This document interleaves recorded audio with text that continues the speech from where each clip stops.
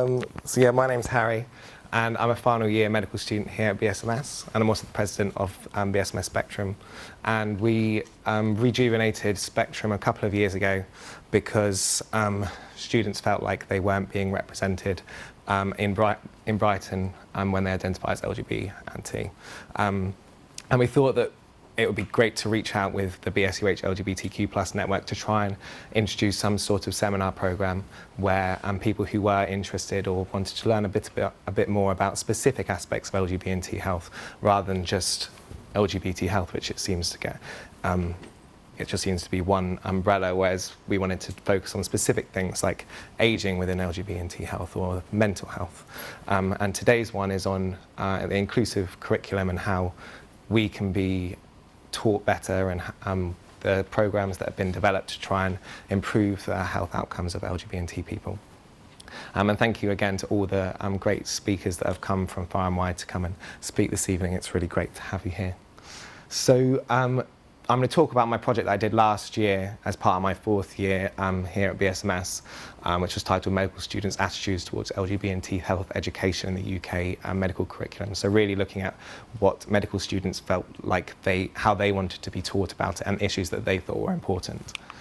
So to start with, LGBT people do experience poorer healthcare, and they have worse health outcomes than their cisgender and heterosexual counterparts.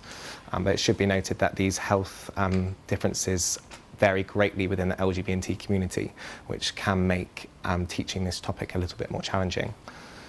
The World Health Organization identified in 2013 that the lack of education of healthcare professionals was a definite barrier for LGBT people when accessing healthcare, and also a barrier in the healthcare that these healthcare providers can provide. One study that was done a couple of years ago found that 85% of medical students in the UK medical school had not received any form of LGBT specific healthcare training, which could be contributing to these ongoing health disparities that continue to exist. And so one thing that we really need to do is do further research into how best to teach students about this, and I think it's going to be covered in more detail by the other speakers this evening. So the aims of this project were to look and understand what medical students' knowledge, attitudes and beliefs around the current LGBT&T health content in their curriculum were, and then also see what their views were on the inclusion of more content in their curriculum. So it was a qualitative study, and we got ethical approval last summer that utilised focus groups. The participants were all undergraduate students here at BSMS, and we quota sampled across all 5-year groups to ensure that we had representation from the preclinical and the clinical years.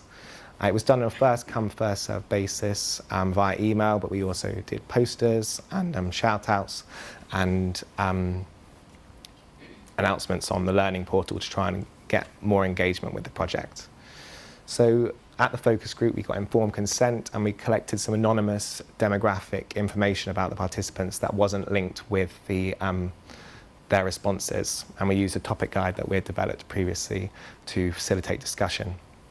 And then we analysed the data using framework analysis and anonymised the transcripts as well. So I should say that I did this project with another student and my supervisor, Carrie, who looked more at medical students' views on non-disclosure in healthcare. So we used the same focus groups and the same data, but we used different parts of it, basically. So the results of the demographics part, it's got a bit shifted there, but it should be noted that all the participants identified as the same gender that they were assigned at birth, and with regards to sexual orientation, 40% identified as gay or lesbian, bisexual, or another sexual orientation not listed. So maybe slightly disproportionate to your general population.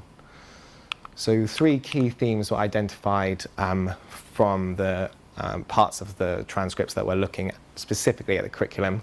First of which I'm not actually going to talk about, but was the medical students were aware that barriers did exist for LGBT people when accessing healthcare because of their lack of knowledge, and they also recognise that their lack of knowledge would have impeded their ability to provide the best care that they could. And so yeah, we're going to talk about the other two quickly. So with regards to the current curriculum, they felt that the current curriculum didn't really talk about any sort of transgender issues whatsoever, and when they did talk about LGBT health, it was solely focused on sexual health and STIs, and not really in any other context. So with regards to the pedagogical method or the teaching method, the majority of the teaching here at BSMS is in optional modules or student-selected components that typically engage students that are already knowledgeable and already have good attitudes towards these patients, and actually they fail to capture the wider student population that probably would benefit most from this education. And finally, there was just a nearly universal consensus that there was a lack of any sort of LGBT education. And I probably should say as well, this isn't a damning thing of BSMS. They're really good at teaching us about marginalised groups, particularly people who are homeless and asylum seekers. It was just that the people that were in this study, they might have even not remembered that they'd been taught about it, but these were just the feelings that they were saying. So with regards to future considerations and the curriculum content, they felt that there was a distinct lack of any sort of clinical education with regards to LGBT&T healthcare, and students wanted more emphasis on communication and risk factors associated with being LGBT&T. They wanted teaching to be integrated throughout the core curriculum and not isolated in optional modules, which is how it currently is. And they wanted it in small group teaching sessions so that individual issues could be raised and it would be more of a discussion, and this teaching session could be tailored to the group. And finally, a topic which I was surprised kept coming up is they felt that LGBT patient educators would be a really good resource to use because they're engaged in the topic, they're knowledgeable about the topic, and they're probably the most up-to-date, and maybe tapping into charity organisations as well would be a great link for a medical school.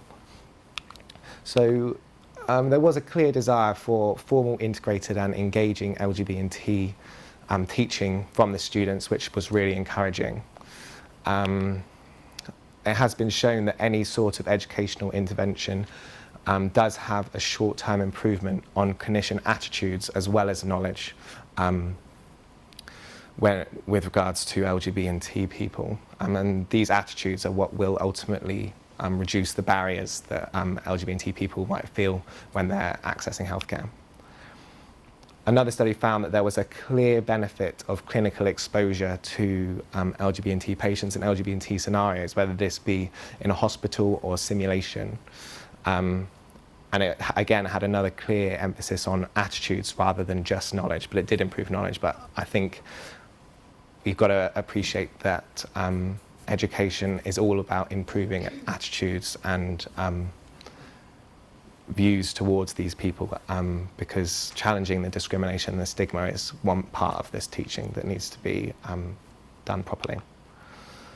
And also, transgender education is fundamental in this redevelopment because just lumping it in with LGBT healthcare, it can often get missed or overlooked, and so ensuring that it doesn't get omitted from any future redevelopment, there should be a clear session at least that focuses solely on transgender education. So some of the strengths of this study was it was the first study of its type utilising qualitative methodology to explore what medical students knew and how they would like to be taught. It was fairly sampled and had good representation across all year groups. And we also validated the results amongst the team. It was done from a single institution, which does limit it, so it does have limited generalisability. One thing that keeps getting brought up about this study as well is because it was done in Brighton, people feel like it's even less generalisable. However, and following on from that as well, the selection bias is that the students that wanted to be involved in this study would probably be more knowledgeable and have an invested interest. But I think it makes the results even more pertinent that they felt like there wasn't enough and that they didn't know enough and they didn't feel ready. And these are the students which probably are the most knowledgeable and the most informed of these issues. So to conclude, the medical students that were involved in this study did want more LGBT content in their core curriculum. They don't want it in they don't mind it in optional modules, but they want it weaved throughout the entire spiral curriculum, as they like to say here. They were aware that their lack of knowledge was a barrier for LGBT people when accessing healthcare. And finally, they felt that if transgender-specific health needs were incorporated, that they shouldn't be inappropriately lumped together with LGBT health needs. They need to make sure that there is a whole section that's dedicated to that so that their needs can be addressed properly. So yeah, thank you.